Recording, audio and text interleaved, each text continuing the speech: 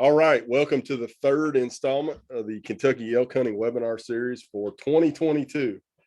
So just want to start out with a few housekeeping notes here before we get started. So we still have all of our webinar episodes from the 2021 season are still up on YouTube.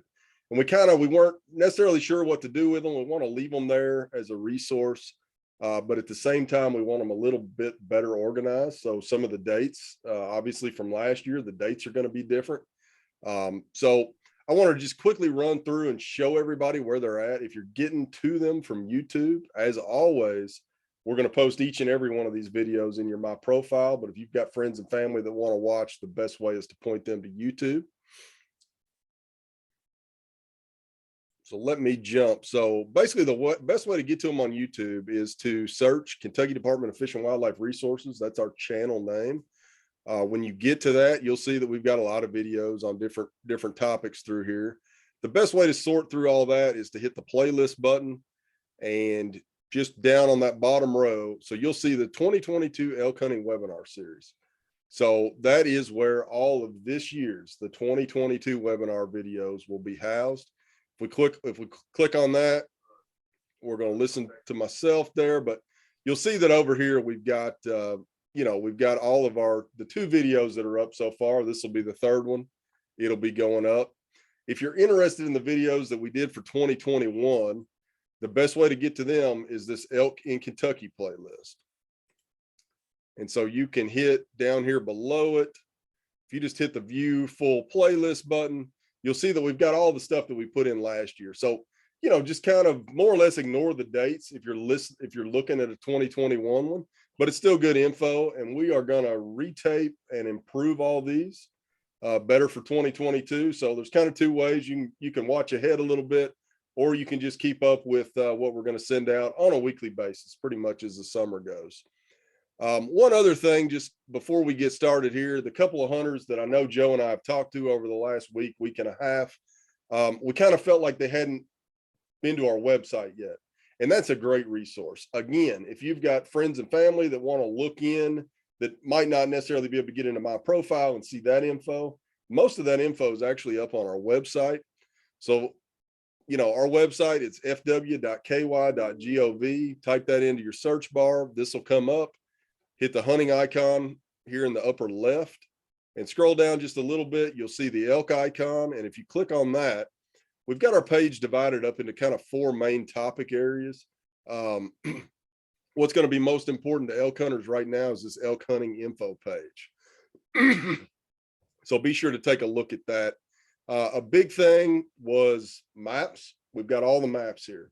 So if you want your buddy to be able to check out the maps, send them right here to our webpage. So with that, today is going to be hopefully the last of sort of the deep dive webinars. These first couple aren't real exciting. We'll get into the exciting stuff.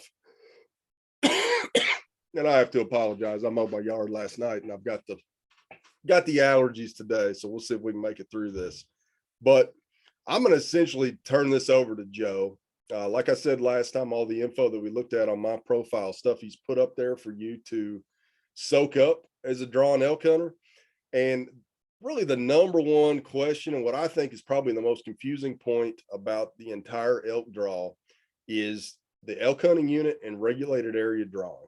So there's some dates we're going to talk about, and we're going to kind of give you the background on why we've got elk hunting units, why we have regulated areas, and what you need to do to kind of navigate this next step in your process. So today, it's just me and Joe running through a number of things that deal with elk hunting units and the regulated area draw. And so with that, I'll say we just kick this off, Joe, and jump right into it. And if you want to go ahead, I'm sure you've got some stuff to share, and I probably haven't enabled screen sharing. I think we're good now. Yep. Let's see. So are you sharing the Elk Hunt Unit overview map, or am I? I guess we'll start with that. Yeah, go ahead. Go ahead and share that if you've got it pulled All right, bear with me. Yep. I'll tell you, I'm glad we're back to somewhat normal format. It looked like you were sitting next to an ogre there in Minnesota.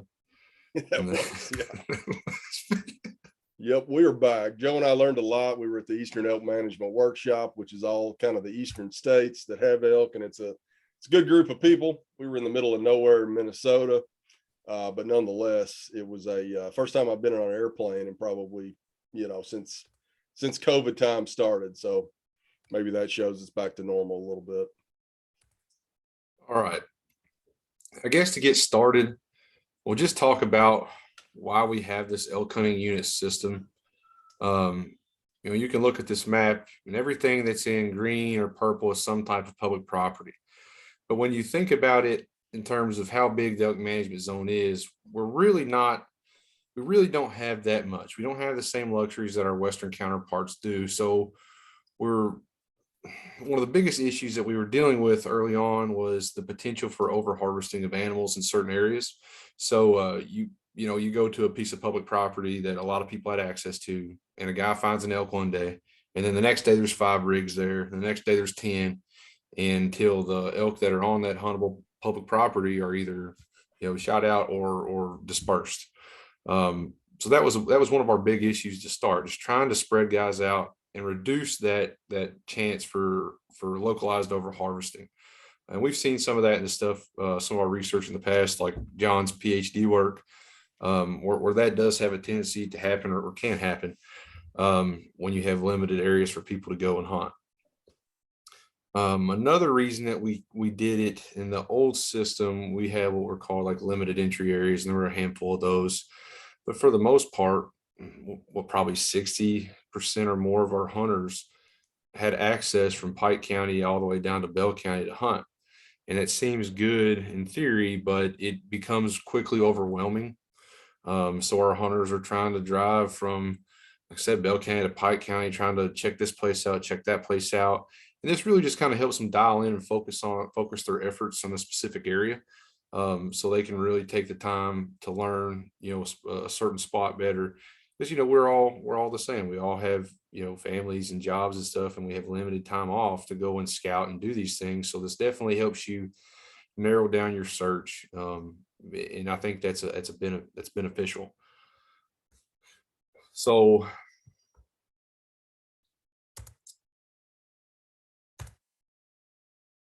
that's kind of why we have this system in the first place. And it can be frustrating at times for some people, but it is beneficial for us, and I think it's helping. Now we do this area drawing, this elk hunting unit regulated area drawing, for 2 reasons, right? We don't have the ability currently to apply for a unit right out of the gate like you can in, say, Colorado or Idaho or you name it.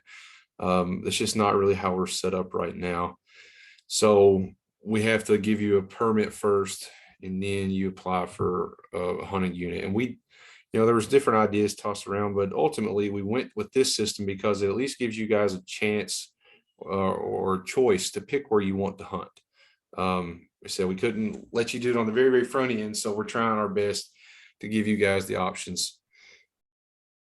Let's loop that back just a second and just kind of to summarize on the EHU system. So that's Elk Hunting Unit. We'll probably say that interchangeably. So we might say EHU for Elk Hunting Unit or RA for regulated area. That's kind of how Joe and I talk back and forth.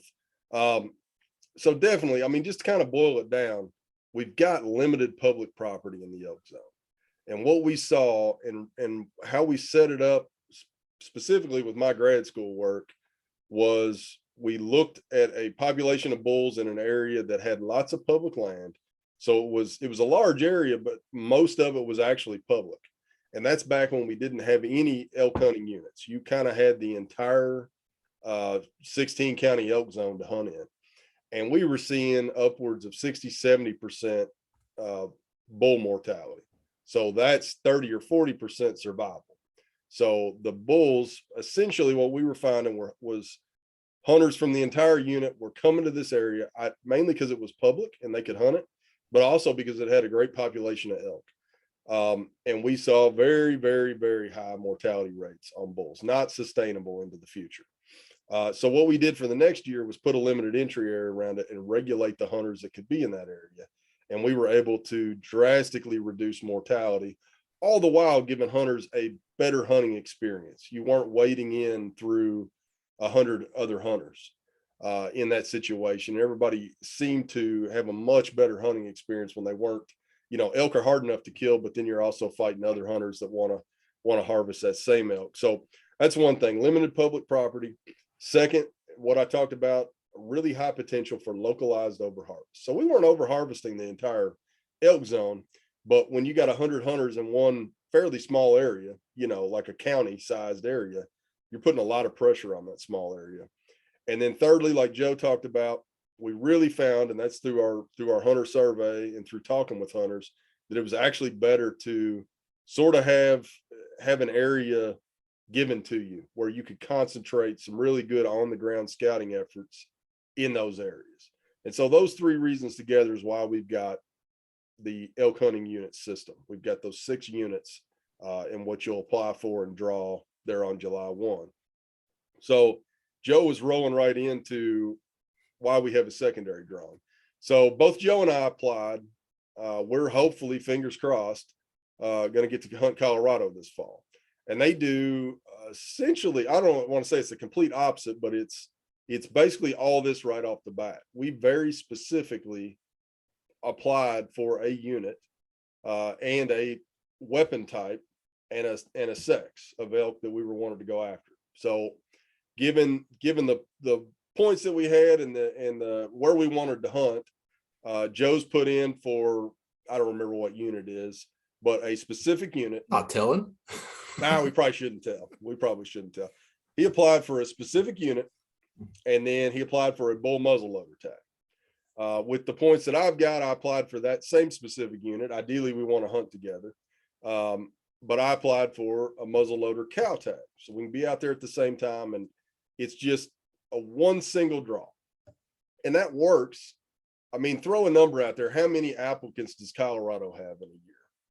Oh, I couldn't even tell you. I mean, there's over 100,000 hunters there, I believe, every year. Right. I think. Yeah, there's 100,000 hunters on the ground. So you're probably looking at, I don't know, 300,000 or 400,000 applications. Yeah. So for them to manage that volume, they've got to be that specific on the front end. So Joe and I aren't getting the benefit of, oh, we just want to elk hunt in Colorado. Instead, we're having to kind of wade through the line of, we're going to pick this unit and we're going to try to draw it. And if we don't, maybe we'll get over the counter or something like that. But it's a little bit more focused and has to be because of the number of people out there. In our system, you're going to apply, get your weapon type, and it's bull gun, cow gun, either sex archery. You get that, and then in this area and elk hunting unit draw, you can prioritize what you want to do and where you want to hunt, and it works with the 594 tags that we've got. Might not necessarily work with 100,000. I feel like it gives you some more flexibility. You've got time in between last week when you knew you got drawn, and you've got time to the July 1 deadline to scout some, to figure out where you want to go, to rate your choices, to coordinate with your guide or outfitter if you're going that route. I feel like that works in the situation of Kentucky. So I guess overall, and we'll kick it back to Joe. So what are hunters actually applying for on the July 1 draw? Yeah, so John does a better job breaking stuff down. That way I deal with it so much that I automatically take for granted that it makes sense to me.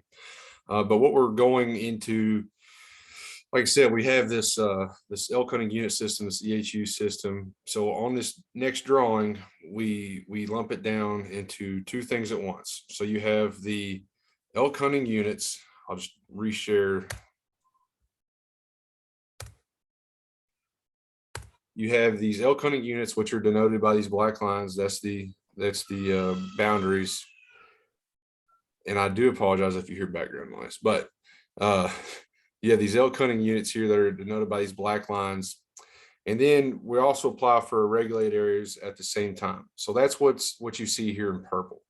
So regulated areas are privately owned properties that for one reason or another we have limited elk hunting access to them.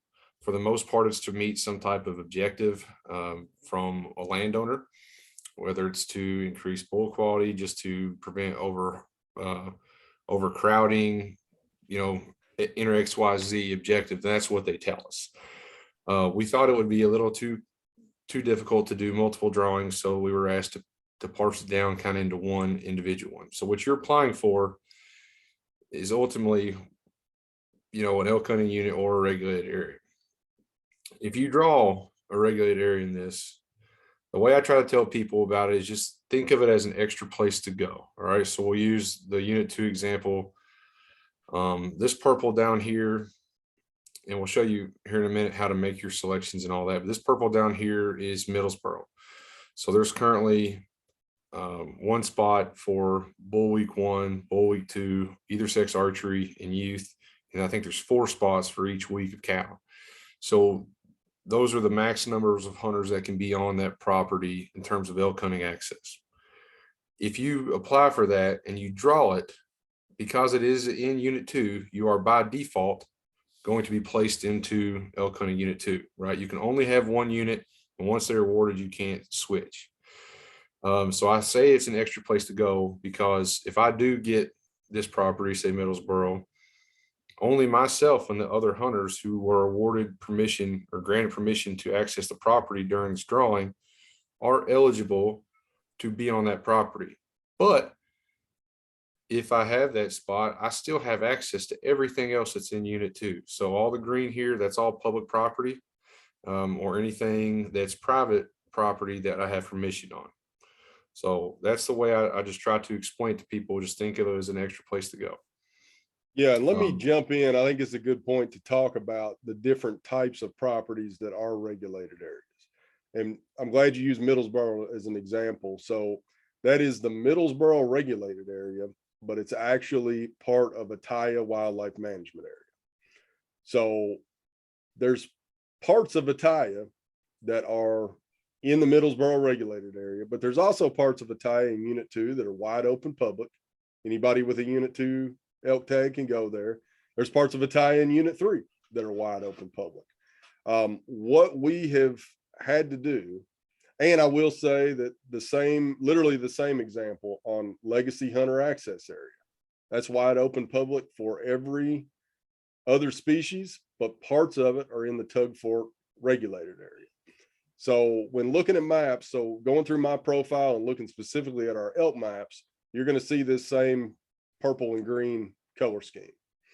And purple is a regulated area. So if you didn't draw that, you can't hunt it. Green's wide open public. You can hunt if it's in your zone. Some of these give me an example of a privately owned regulated area, Defeated Creek in Unit 5. It's private property. Spring squirrel season open. You couldn't go there and spring squirrel hunt, but we've got an agreement with that landowner to let people on through our process to allow them to elk hunt on it. So it's not as clear cut as, is it a WMA? Is it a hunter access area? There can be WMAs or hunter access areas that parts of them are regulated and other parts aren't. So one of those things, if, once we get through the unit draw and that kind of deal, certainly call us if you've got a question about these. We're constantly updating our maps, but I just kind of wanted to lay that out on the front end because it's not as cut and dry as you might think. No, it's a good distinction to make. But yeah. Where do you want to head next? So we've explained what the EHU and RA systems are and kind of how that process works and what that means if you're drawn for one. What's next on our list to discuss? Well, I've got down there how to make your selections, which we'll jump over to my profile to do that. I want to reiterate, and I guess I want to talk about, not all regulated areas are created equal at all. We've got some that are phenomenal places for the late season cow gun hunt, but you might not find an elk on them in September. Mm-hmm. These are places they have elk on them at some point during the year. It sort of depends, and we'll actually run through when we go on how to select them. We've got fairly detailed info that goes with each of these regulated areas that we can kind of talk about. But right off the bat, just because it's a regulated area doesn't mean it's a 100% shot at killing an elk. It's going to require scouting. In the case of Middlesboro, that's a good place, but it is massive.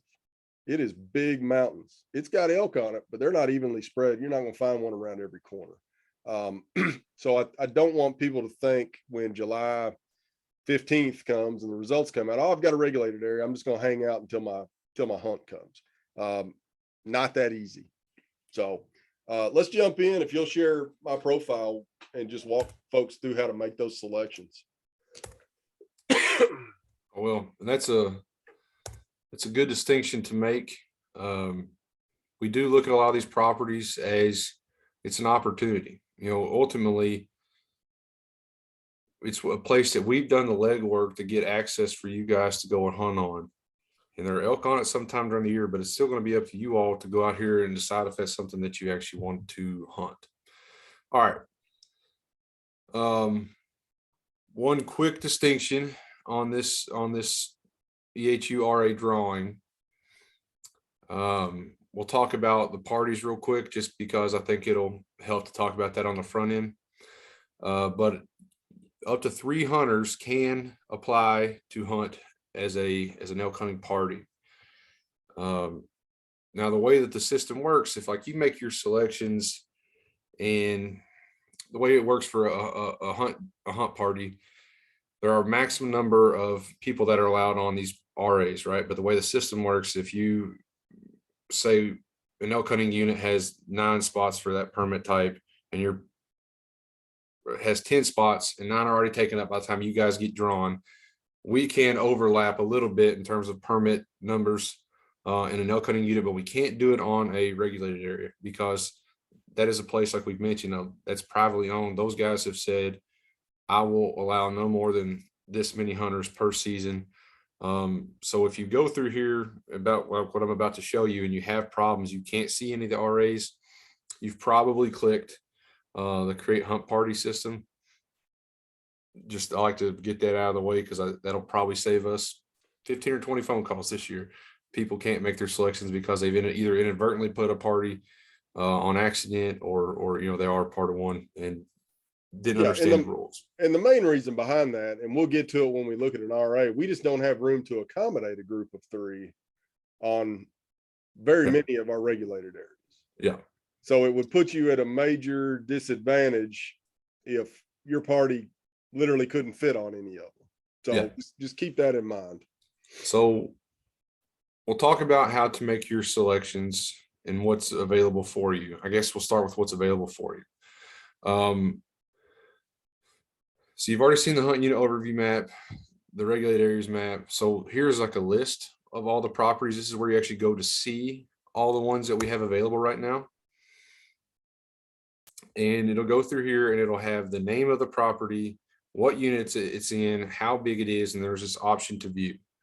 And there's some other stuff in here that'll kind of help you all understand what the different things that you see on the screen will mean. But we'll just use Middlesboro again. We've been doing that one.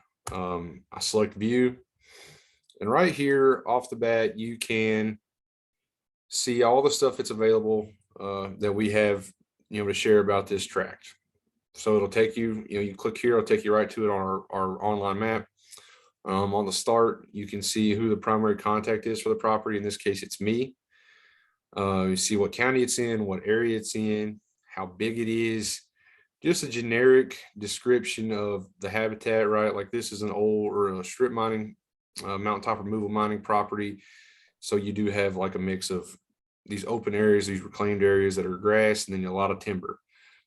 Terrain difficulty, this one was marked as hard. It's down by by Cumberland Gap. It's pretty rugged and pretty difficult. And then another thing to contend with, the boundaries aren't marked, and that's going to be a common theme on a lot of these places.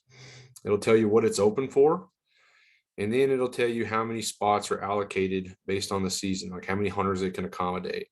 So this 1-1 means that there is 1 spot available, and it is currently not filled. Obviously, the drawing has not been conducted yet, so it can't be filled.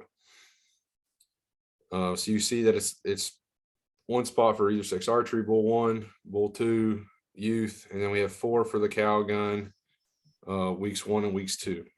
So if there were 2 spots left for cow gun 2, it would show 2/4. 2/4, and that's, Yeah. I mean, I don't know if this one was the one we want to talk about in. Ultimately, this is our initial area draw, but we do want to allow as many people as possible to utilize these areas. So after the initial drawing is over, like I said, you can, if you don't want to hunt this property, you can drop it, or if you are hunting and you kill in a different place, you can drop it and somebody else can pick it up, and that's where that would come into play. But the other distinction I was going to make, if you all remember from the first video, our test account uses, we were assigned a commission permit. If you'll look here, there is no spot for a commission hunter. So obviously I don't want to make this one of my selections. The program will still allow you to do that. So it's something you need to pay attention to, because not every property offers opportunity for every permit type. So pay attention and make sure if you make this a selection that there's actually a spot open for you. And then lastly, we go down here, and here's just our biologist notes section. It'll tell you, where you can find online maps. It tells you how the animals use the property. If there's like good numbers, not so good numbers, they're here during this time of year, but not another. And then we've really tried to improve our access. Most of our hunters aren't from Eastern Kentucky, and even the ones that aren't familiar with all of these places. So it can be challenging to figure out how to get into the places that you want to hunt and scout. So we've tried to go through here and put all of our, the best access points that we know of to get you in there. And then if there's any special restrictions, like this one is a wildlife management area also, through an agreement. So all regulations for WMAs apply. So that would be something like, you're not supposed to just ride ATVs all over the place. You're not supposed to just camp all over the place, or things of that nature. Oh, all right. I did skip one part, and I apologize. And it's a little challenging. We've recently tried to revisit how we show the harvest success on these properties, so you guys can get a little bit of a better understanding. Well, like this one, you can see in 2019, there were 6 cows harvested and 3 males. 2020, there were 5 cows harvested and 3 males.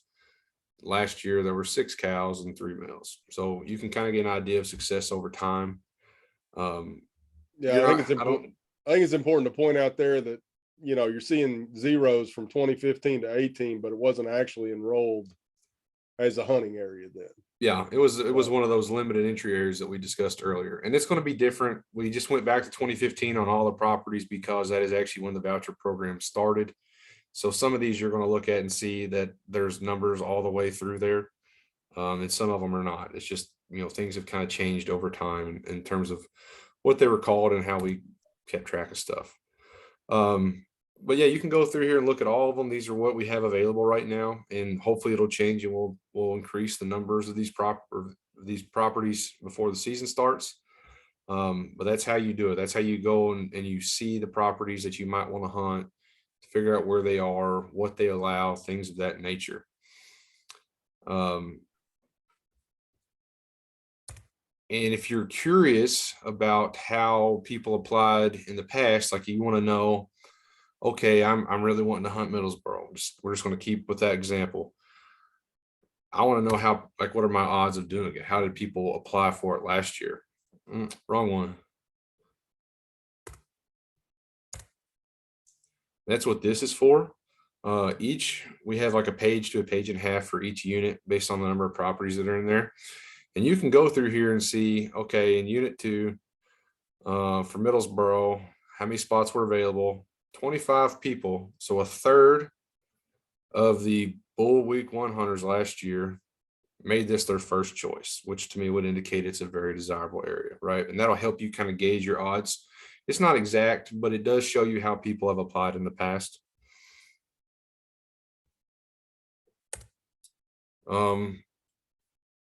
All right,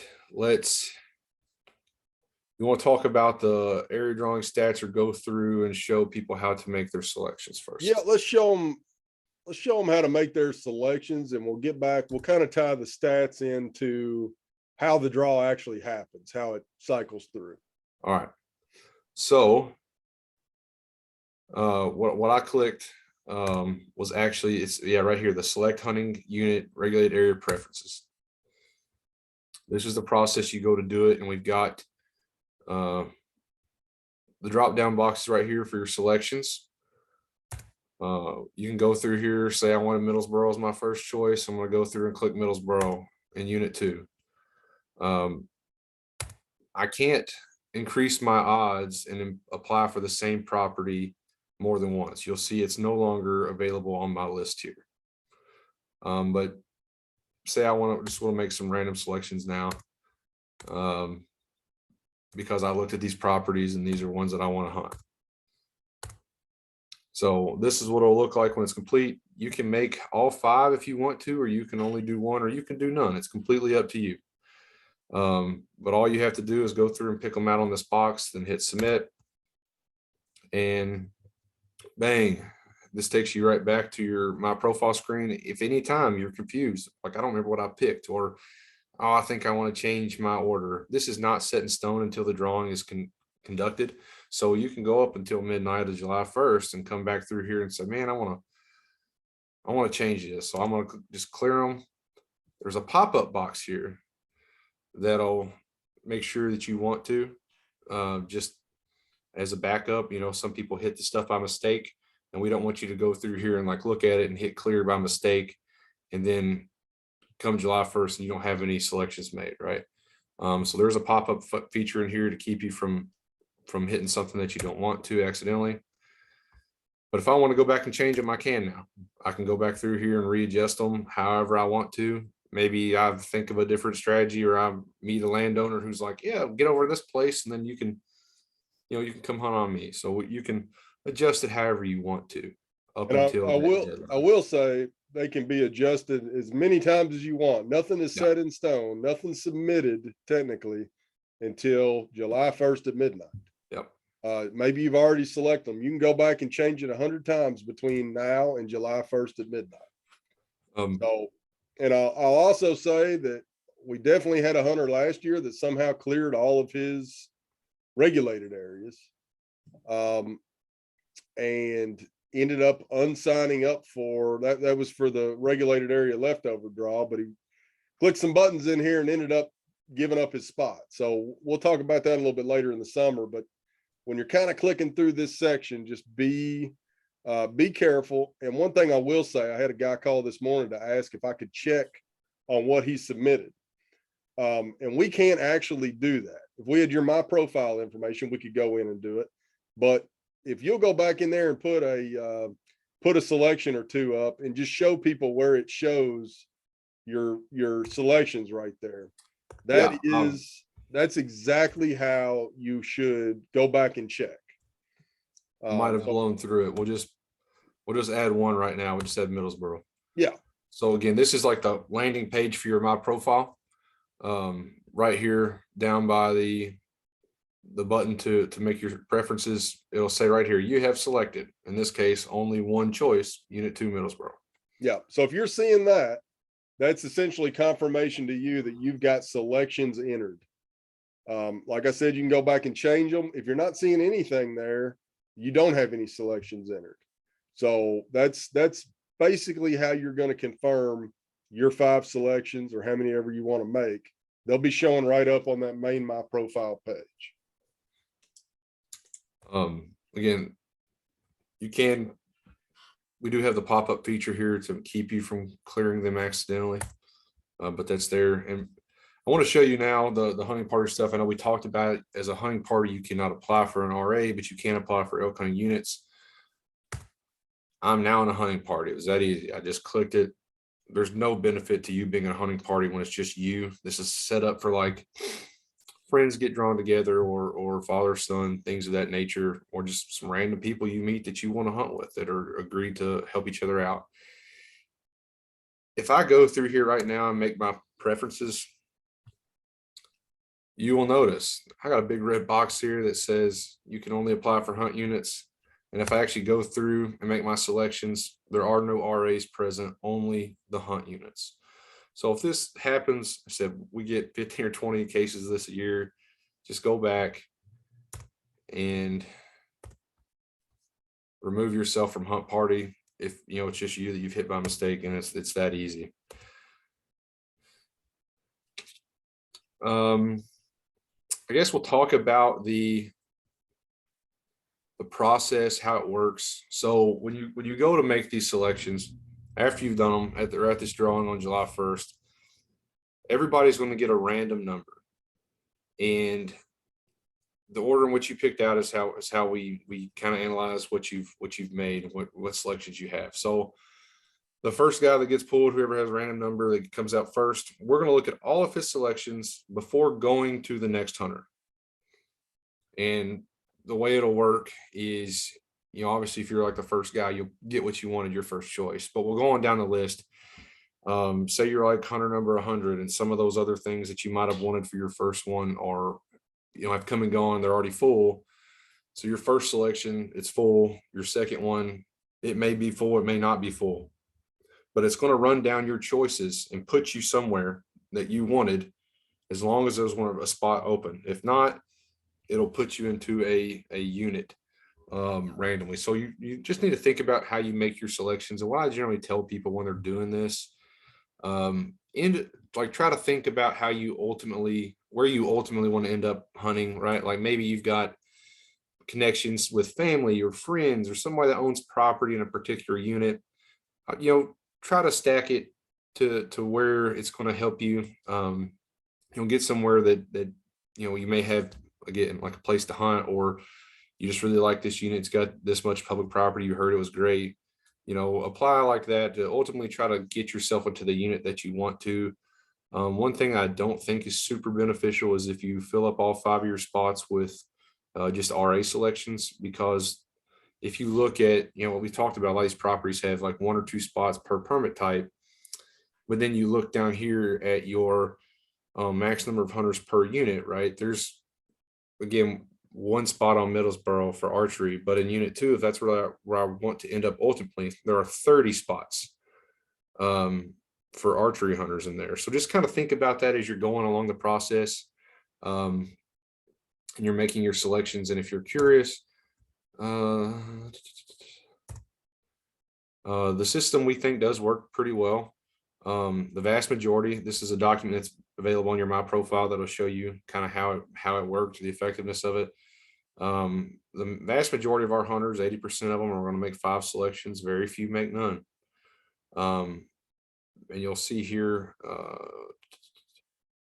25% are randomly assigned. So 75% of our hunters got one of their selections, something that they wanted. There's a little bit of noise in that data. We did have a couple issues in terms of how people applied for a few things last year, but ultimately the process works really well to get you something that you want to start with. Yeah, and I think, if we touch back on that, that what you were talking about, it getting in the unit. Let's take unit 4, for example. If I want to be in unit 4, I might start out shooting for the moon on a couple of the regulated areas, but maybe my 3rd or 4th pick is just unit 4's, just the zone, unit 4. Yeah. Knowing that some of those regulated areas may disappear early, but depending on what order you're in the draw, what random number you get, you may still be able to lock in unit 4. And I think that's the biggest thing. Of course, if you get any of the regulated areas in unit 4, you're by default, you get to hunt all of unit 4, but it's not a bad idea.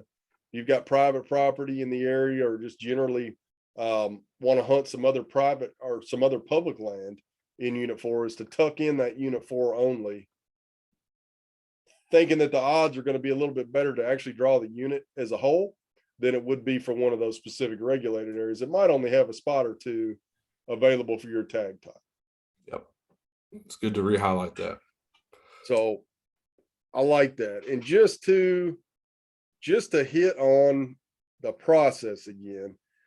So this draw process for the elk hunting units in the regulated areas is drawn by a completely, different end of state government in terms. It's done just like the actual elk lottery draw that we did a week or so ago. So this isn't, Joe and I aren't sitting in here using an Excel sheet to assign everybody random numbers.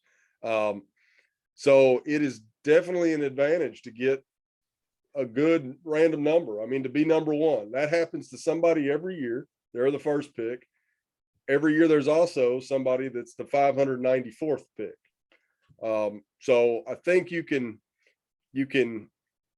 have a strategy to this in a sense that you can kind of hedge your bets where you go. And that's kind of what I was talking about, putting that, unit 4 only in there somewhere. So a lot of the data that Joe's got up here, the area selection data and the area drawing stats, are good things to look at before you run through your choices, for sure.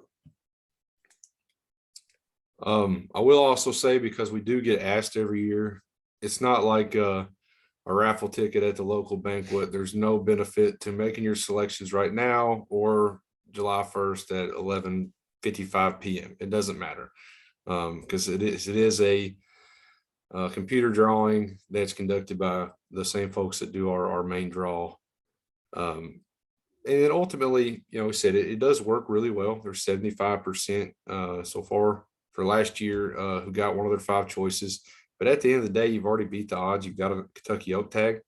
And I promise you, even if you get into a unit that you didn't necessarily select for to start, you've still got a really good opportunity here. And I'll trade you any day because I'm still waiting. But it's not all set in stone. It's nothing, it's not to despair over, but you've got a good opportunity. Yep. And then just to hit, I'm kind of looking at my notes here, just to hit down through there. We have people every year that will select areas that actually don't have a spot open for their tag type. We talked about that with the commission permit example. You talked about that earlier, but be sure, before you select one, go over, hit the view, the property tab over there. I think Joe's probably going to show it to you here, and make sure it's actually got a spot. That sounds simple. It happens every year. And essentially our computer system isn't going to tell you that you've messed up.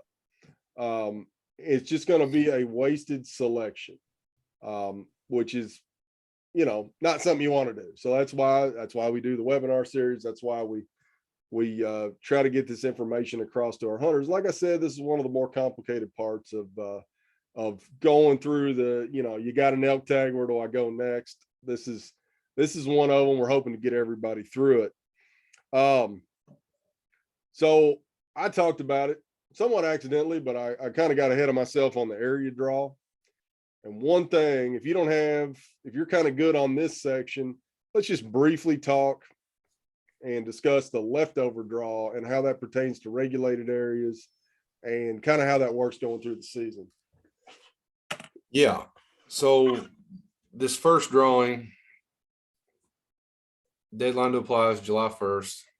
July 15th results go live. At that day, you all will all know where you're going to be hunting, right? If you've got an RA or ultimately whatever EHU you're in.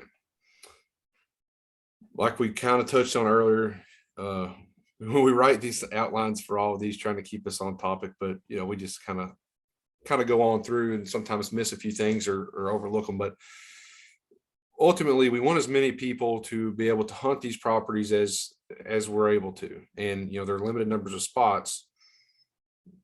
But we've got a secondary draw system. Like, say you ended up in unit, only wanted to hunt unit 2 or 3. I ended up in unit 5. Not every single one of these RAs is going to be full after this initial drawing. So we have something else on August 8th is when it opens, to allow you on a first come first served basis to apply or to apply for these random spots, these for lack of a better term, leftover spots, just stuff that didn't fill up initially. It doesn't mean it's good or bad. Just the way people apply. Sometimes there's always stuff that, like, oh man, I can't believe that didn't fill up. There's stuff like that happens. But from that date on, people are allowed to switch in and out of these RAs within their unit until season's over. and we get asked a lot of stuff about it. People ask me all the time, like, well, I drew this RA to get me into a unit. Am I stuck there? Again, it's just an extra place to go. You don't have to hunt there. You don't even have to step foot on it if you don't want to. Some people will just apply for RAs to get them into a unit. So you can drop spots if you want to. If you just drew one, like say you may have an outfitter and you're like, well, I'm not, that's great that you have hard burley in unit 5, but I'm never going to hunt there, right? That's just not a place that I know. So you can drop it. So at any time after August 8th, people can drop their spots. So it's something worthwhile to check into fairly frequently, just to see if new spots open. On the same thing, if you harvest an elk and it's not on that RA, we'll call and verify with you and make sure. But we do ask that you all open the spots up, or we'll open them up for you. If you've harvested an elk off that property, so then that'll be available for the next guy. But that's kind of how that system works. It's just a way for people to switch in and out of stuff, give the maximum number of people an opportunity to hunt it that we can, just to make sure they're utilized. But yeah, August 8th is when that'll open, for anything that's not been filled up in this initial area drawing. Yeah, we're going to take a deep dive. I've got it on the schedule for sometime, maybe mid to late July, just a little bit deeper dive. So at that point in the summer, everybody will have their units. There'll be people that might not have gotten the RA that they wanted, or any RA, and we're going to show how with the leftover draw, you might be able to get it even up through the middle of your hunting season. We have that happen every single year. And we'll try, Joe and I keep pretty good tabs on that. And we do know that there's spots open through the hunting season. So we try to get people into those, but it's worth taking a look on my profile system at those coming open. So I guess where I'm going with that is all hope is not lost if the area draw doesn't completely come out in your favor. We've got this mechanism built. We want to put people on good property. And so that's good example to do. Great example. We had a friend 2 years ago, he drew a cow tag. His number was pulled like 591 out of 594. Yep. Through this leftover drawing, he picked up a spot and was successful on his hunt, right? He ended up in a place that he didn't necessarily want to start out at, but ultimately he was successful. So yeah, don't despair. Yep, absolutely. So I think that about covers it. I mean, this is not the simplest thing. That's why we're here. So be sure, shout at us if you have questions. Like I said, nothing is in stone on these selections until we get to July 1 at midnight. I'm going to keep saying that date, July 1 at midnight.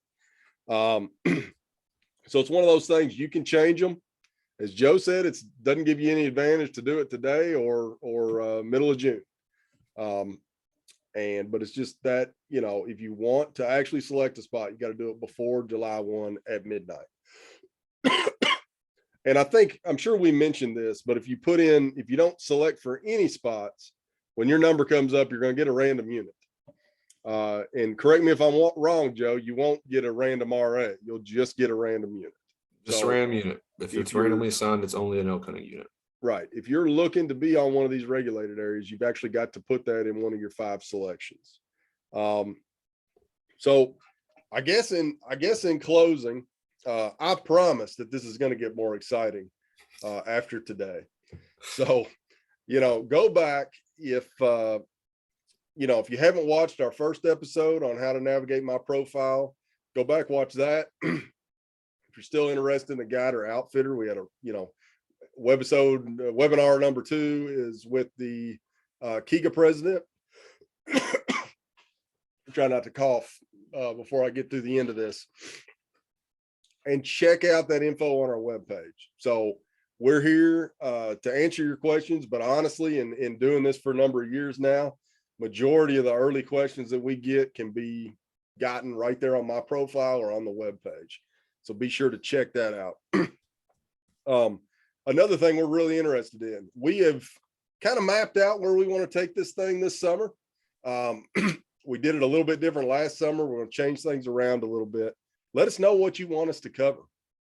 If you've got something you want us to talk about, good chance we're going to be talking about it. But if not, I'm looking for ideas to fill, kind of gaps in the schedule. So let us know. We'll get some experts and we'll get it figured out. Specifically for next week, we're going to have a great conversation. So we're going to try something. We taped a phenomenal episode of this last year with archery tech that's good buddies with Joe and I, and then Gabe Jenkins, who's now the I&E director, but a big time archery elk hunter. So me, Joe, and those two fellows taped a great episode. It was literally so good that we don't think we can make it any better. So we're gonna have that up for next week. It is a phenomenal conversation. Very much last summer, I approached it as a new bow hunter. I was very much, I'm personally am a very much new bow hunter. A little bit less so now that a year's gone by, but nonetheless, as an elk hunter, I was curious about all these things. So it's basically just me asking questions from the point of view of somebody that's trying to figure out what kind of archery equipment I need to take to the woods with me. And what it ended up being was a really good conversation. And we want to get on that one early in the year, because I definitely think archery is one of those things right there with physical fitness and kind of figuring some things out that you really got to be started on now. So look forward to that next week. We will email that video to all of our hunters. We'll have it up on my profile. Basically, all in all, the theme of today's episode is don't forget about the July 1st area draw. If you got questions, call Joe or I, and we'll see you in a few days with the archery episode. I'm going to briefly share our screen with our contact info. Again, this is Joe and I's office phone. Office phone might sound like a bad thing, but through the wonders of technology that we've got, if you leave either one of us a voicemail, it finds us. It goes straight to our emails. We get a ding on our phone. So no matter what we're out doing, running around, we're going to get that voicemail and we'll get back with you. I will say I've personally been behind where we were at the conference last week and had to deal with a couple of other things not related to elk this week. If you haven't heard from us, I promise I'll be in contact here by the end of this week and we can get some of the stuff sorted out. I think Joe said he was getting pretty well caught up today, which is great. But either way, what do you got? What do you got for a closer, Joe?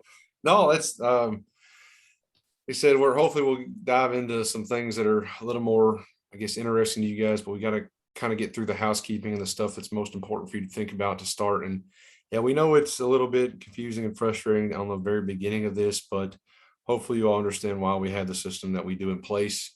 And like you said, if you have questions about it, we're happy to talk to you and try to help walk you through the process. And or even if you just have, like, what do you think about these selections? This is kind of where I'm going. Feel free to call us, bounce it off of us. Said at the end of the day, ultimately what we're here to do is try to help you all become the best Kentucky elk hunters that we can. So we're happy to help. Absolutely. All right, with that, we'll cut it out. I think we're out under an hour, maybe. I don't know. But with that, we'll see y'all next week. Appreciate it. Thanks.